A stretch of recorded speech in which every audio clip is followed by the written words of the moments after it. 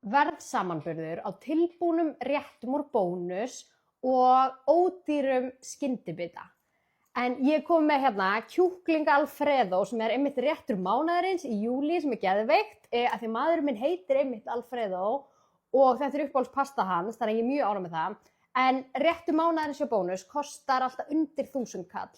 Þannig að segjum svo að þetta sé 990 krónur og ef við berum þetta saman við eins og bara kaupa sér Subway bræðing þá það 2469 krónur.